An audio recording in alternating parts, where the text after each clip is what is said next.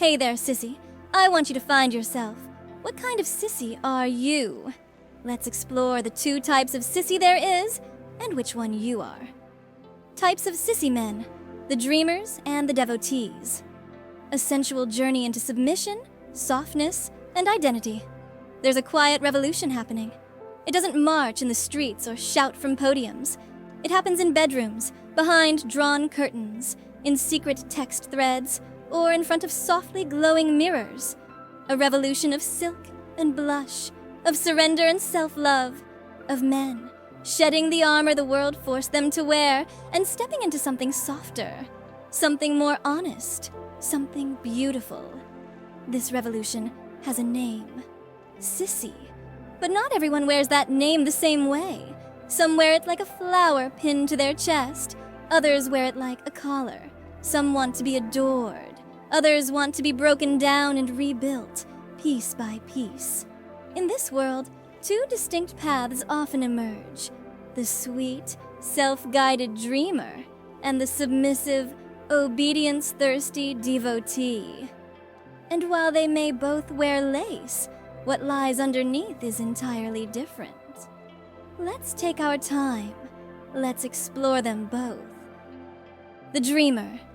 Softness as rebirth. The dreamer is the romantic, the artist, the boy who always felt out of place in the stiff, gray shapes of manhood. He was never interested in rough hands or cold stares. He wanted softness. He wanted to feel pretty. And when he found it, the delicate brush of fabric across his skin, the first kiss of mascara on lashes, the shimmer of gloss catching in the light, he didn't just dress up. He came alive. For the dreamer, femininity is a sanctuary. It's not about humiliation. It's about blossoming. When he steps into a skirt, he isn't trying to be laughed at. He's trying to be seen. He wants to be admired for his courage, his beauty, his boldness to live as something gentler. His fantasy is not about degradation. It's about affection. A nurturing dom or sweet lover who kisses his forehead as she adjusts his bow. Who whispers, "You're doing so well, baby. You're such a beautiful little thing." Someone who notices the effort, the shaved legs, the blush that matches his panties, the shy way he twirls, and rewards it with love, not cruelty. His arousal is quiet, subtle. It builds like steam, slow, soft, warm.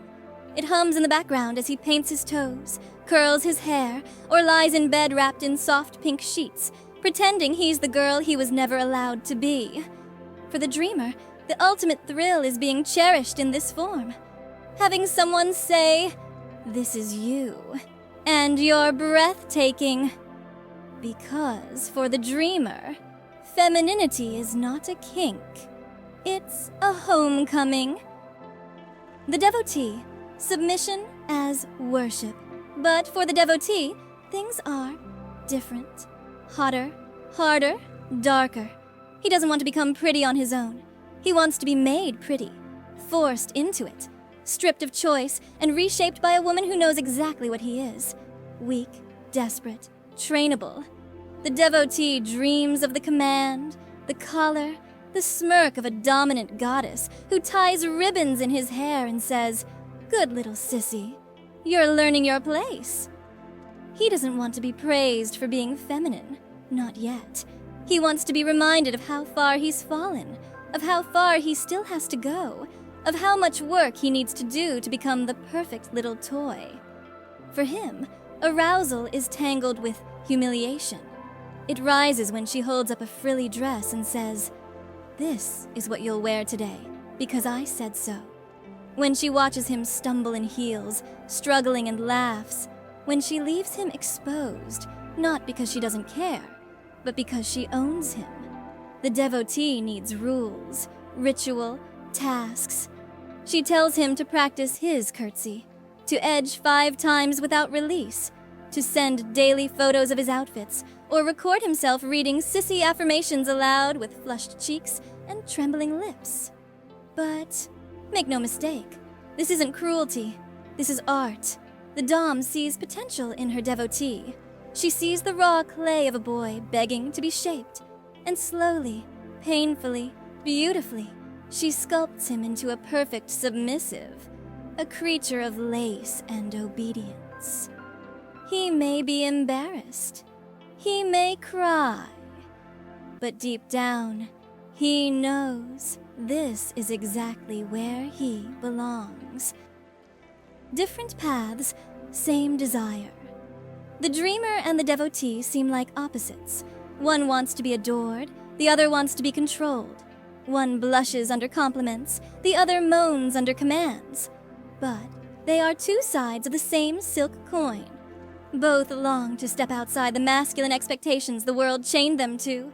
Both ache for transformation, for the thrill of soft skin, shy giggles, and aching vulnerability. Whether by choice or by force, they are chasing the same light. Freedom.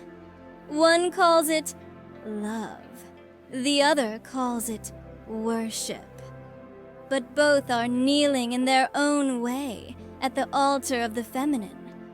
And that is powerful. A final whisper. For you, maybe you're the dreamer, folding your panties in secret, wishing someone would say you're beautiful. Or maybe you're the devotee, crawling to your goddess, ready to be broken down and rebuilt into her perfect toy. Maybe you're both, in different moods. Maybe you're neither, just curious, wondering what it would feel like to try on a new skin. Whoever you are, hear this. You are allowed to feel this way. You are allowed to want to be seen, to be led, to be dressed, to be cherished. There is no shame in longing. There is no weakness in softness. Whether your femininity is painted in pastels or pinned beneath a leash, it is yours. And it is beautiful. You are a sissy. And that doesn't make you less of anything. It means you are becoming